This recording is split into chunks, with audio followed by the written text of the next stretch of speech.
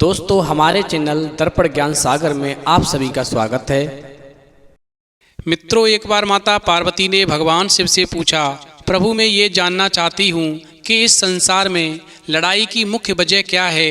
लोग आपस में लड़ाई क्यों करते हैं, एक दूसरे की जान के दुश्मन क्यों बन जाते हैं।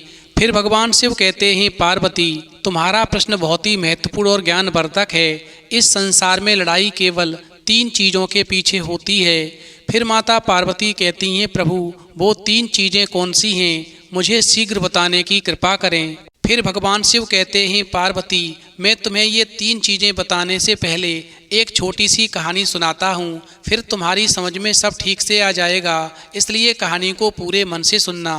तो मित्रों, कहानी शुरू करने से पहले मेरा आप सभी से अनुरोध है कि आप हमारी कहानी में खो जाएं। उससे पहले हमारे चैनल को सब्सक्राइब करके बेल आइकन अवश्य दबा लें, जिससे हमारी हर वीडियो का नोटिफिकेशन सबसे पहले आप तक पहुंच सके और आप हमारी हर वीडियो से प्राप्त ज्ञान का अपने जीवन में लाभ उठा सकें। तो आइए कहानी शुरू करते हैं। भगवान शिव कहते हैं, पार्वती बहुत पुरानी बात है, जब धरती पर कोई लड़ाई नहीं थी, लोग एक दूसरे के साथ मिलजुल कर रहा करते थे।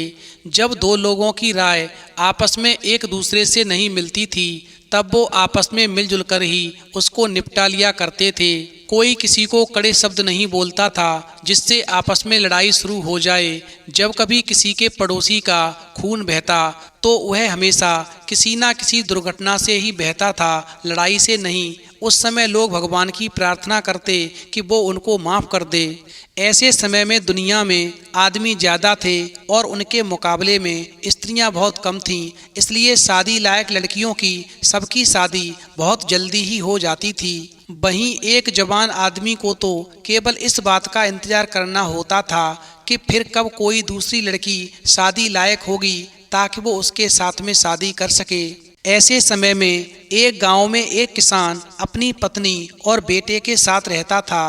किसान की पत्नी जल्दी ही मर गई थी, सो किसान ने अपने बेटे को अकेले ही पाला और फिर किसान का बेटा जल्दी ही बड़ा हो गया। हालांकि किसान की उम्र काफ़ी हो चुकी थी, फिर भी उसको लगता था कि उसको किसी स्त्री के साथ की ज़रूरत है, सो उसने एक जवान और सुंदर लड़की के साथ में शादी कर ली। वहीं किसान जब सुंदर लड़की को लेकर घर में आया, यानी अपनी पत्नी को लेकर घर में आया, और उधर जब किसान के लड़के ने उस सुंदर स्त्री को देखा, यानी किसान की पत्नी को देखा, तो किसान के लड़के को उस पर दिल आ गया। वो मन ही मन में उससे प्यार करने लगा। वहीं जब किसान ने देखा कि मेरी पत्नी पर मेरा बेटा ही डोरे डालने लगा है, तो उसने अपने बेटे को बहुत पीटा।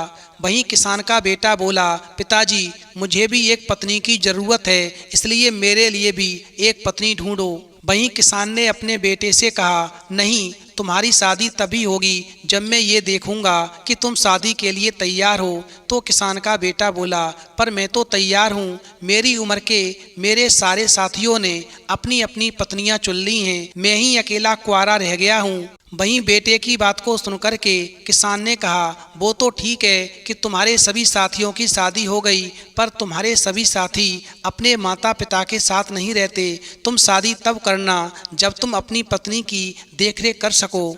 इस तरह किसान ने अपने बेटे को उसकी शादी करने से मना कर दिया। इस बात से किसान का बेटा बहुत नाराज और नाउम्मीद हो गया। कभी कभी वो अपने पिता के पास जाता और अपनी शादी कराने के लिए कहता, पर उसका पिता किसान हमेशा अपने बेटे से मना कर देता। भगवान शिव कहते हैं, पार्वती इस प्रकार किसान जो था अपने बेटे की शादी के लिए जितना ज़्यादा उसको मना करता, उतना ही ज़्यादा शादी की इच्छा उसके बेटे के अंदर बढ़ती जाती। वहीं एक दिन किसान के बेटे ने निश्चय कर लिया कि कुछ भी हो जाए वो शादी करके ही रहेगा, और फिर उसने खूब मेहनत की ताकि वो अपने पैरों पर खड़ा हो सके, और साथ ही उसने भगवान से भी रोजाना प्रार्थना करनी शुरू कर दी ताकि भगवान उसकी इस काम में सहायता करे। इस प्रकार समय धीरे धीरे गुजरता गया।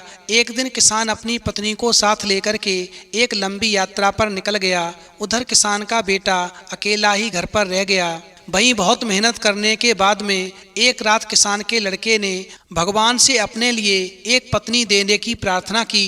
इस प्रकार किसान के बेटे की प्रार्थना से प्रसन्न होकर के भगवान विष्णु उसके सामने प्रकट हुए और बोले, जाओ बेटा, थोड़ी लकड़ी काटकर लाओ और मेरे लिए आग जलाओ। इस प्रकार भगवान विष्णु की बात को सुनकर के किसान के लड़के ने वैसा ही किया।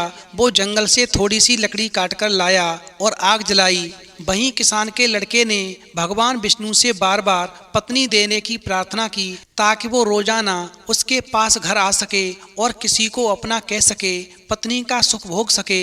इस प्रकार किसान के लड़के ने भगवान से पत्नी देने के लिए जितनी ज्यादा प्रार्थना की, भगवान को भी उसके ऊपर उतनी ज्यादा दया आने लगी। फिर एक दिन भगवान ने किसान के बेटे को गहरी नींद में सुला दिया और कहा, जब तक वो उससे जागने के लिए नहीं कहे तब तक वो सोता रहे और कुछ भी नहीं बोले।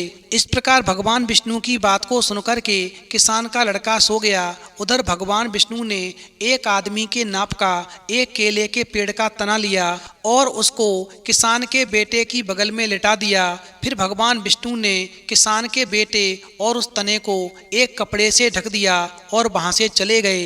इस प्रकार अगले दिन सवेरे ही भगवान वापस आए और बोले, उठो बेटा, देखो तुम्हारी पत्नी तुम्हारे पास में तुम्हारा इंतजार कर रही है। वहीं जैसे ही किसान के बेटे की आँख खुली, वो जागा तो क्या देखता है कि केले के तने से एक लड़की पैदा हुई और एकदम से उठ गई। वो लड़की इतनी सुंदर थी कि वैसी सुंदरता गांव वालों ने ना तो पहले कभी देखी थी और ना ही सुनी थी। इस प्रकार किसान के लड़के का मुंह जो था उस लड़की की सुंदरता को देख कर के खुला का खुला रह गया। उसने कुछ बोलने की कोशिश की पर उसके मुंह से कोई शब्द ही नहीं निकला।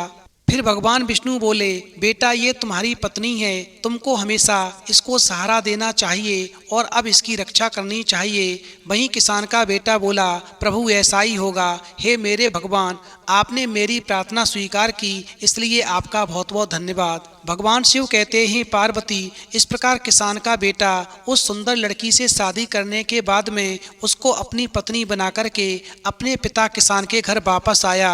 उधर जब किसान ने अपने बेटे की पत्नी को देखा, यानी उस सुंदर सी लड़की को देखा, तो किसान जो था अपने बेटे की पत्नी से प्यार करने लगा और उसको पाने की इच्छा करने लगा। इस प्रकार अपने बेटे की पत्नी को पाने के लिए किसान ने अपने बेटे को घर से भगाने की सारी कोशिशें की ताकि वो अपने बेटे की पत्नी को अपने लिए रख सके, मगर उसका बेटा घर से नहीं भागा। वो अपनी पत्नी को साथ लेकर जाना चाहता था, मगर किसान ने अपने बेटे की पत्नी पाने के लिए अपने बेटे को घर से निकाल दिया।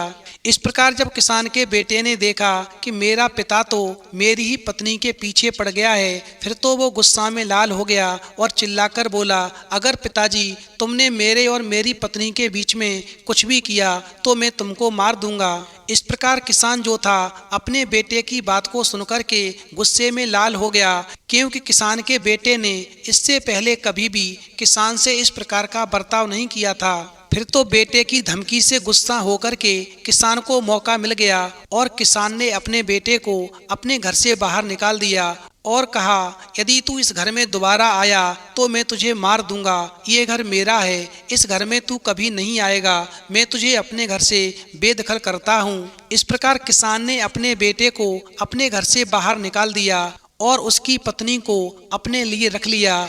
उधर किसान का बेटा अपनी पत्नी को भूल नहीं पाया, क्योंकि वो उसको बहुत प्यार करता था। पहले तो वो बहुत दिनों तक इधर उधर घूमता रहा, फिर एक गांव में आ गया और वहां आकर के वो ठहर गया। वहीं किसान के बेटे को अपनी पत्नी की बहुत कमी महसूस हो रही थी, सो वो उस गांव के सरदार के पास गया और उससे अपनी पत्नी को वापस लेने में उसकी सहायता मांगी। वहीं सरदार ने किसान के लड़के की पत्नी को वापस करने के लिए किसान के पास में अपने दूतों को भेजा, पर किसान ने उसकी प्रार्थना पर कोई ध्यान नहीं दिया, बल्कि उसके दूतों को मार दिया ताकि वो सरदार के पास में कोई सूचना नहीं दे सकें। इस तरह दुनिया में ये पहला कत्ल हुआ।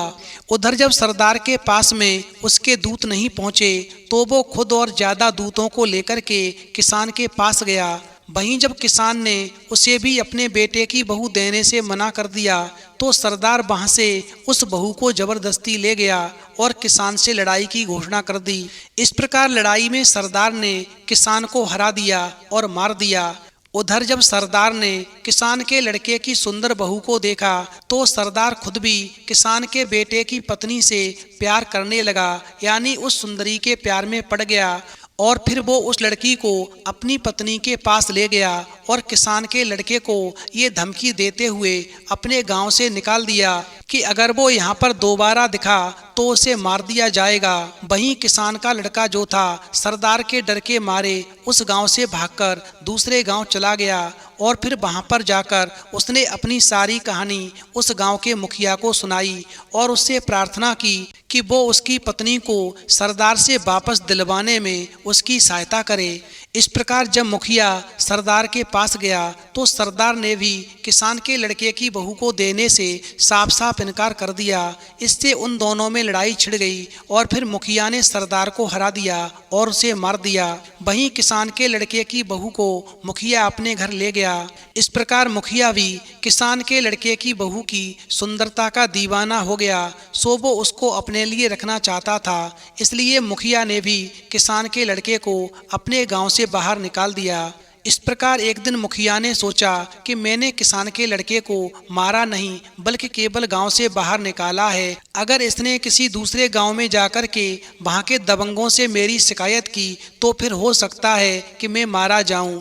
इसलिए मैं इस किसान के लड़के को ही मार देता हूँ, जिससे सारी लड़ाइयाँ ही खत्म हो जाएंगी, क्योंकि इस सब की वजह तो केवल किसान का लड़का है। अगर मैंने उसको गांव से निकालने की बजाय उसको मार दिया होता तो सारा किस्सा ही खत्म हो जाता और ये लड़ाइयाँ भी नहीं होती। और फिर ऐसा सोचकर के मुखिया जो था किसान के लड़के को दूर जंगल में पकड़कर ले गया और उसको वहां जाकर के मार दिया। इस प्रकार किसान के लड़के की बहू कुछ दिन ही मुखिया के पास रही, क्योंकि जब और ज़्यादा ताकतवर दबंगों ने उसको देखा तो उन्होंने मुखिया से लड़ाई छेड़ दी और मुखिया को हराकर उसको मार दिया और किसान के लड़के की बहू को वहां से अपने साथ ले गए। अंत में भगवान शिव कहते हैं, पार्वती हमेशा ध्यान रखना, संसार में सारी लड़ाइयों की जड़ केवल 3 चीजें होती हैं, जर, जमीन और जोरू, यानी पैसा, जमीन और औरत। इस प्रकार संसार में सबसे पहला कत्ल स्त्री के पीछे ही हुआ और ये सब अब तक चल रहा है, क्योंकि दुनिया में जहाँ जहाँ जब तक पैसा, स्त्री और जमीन रहेगी तब तक वहाँ लड़ाइयाँ चलती रहेंगी। इस प्रकार कहानी सुनने के बाद में माता पार्वती कहती हैं, प्रभु इसका मतलब ये है, यदि संसार में लड़ाई झगड़े से बचना है तो पराया पैसा, पराई जमीन, पराई स्त्री, इन तीनों चीज़ों से हमेशा दूर रहना चाहिए। जो इन पराई 3 चीज़ों के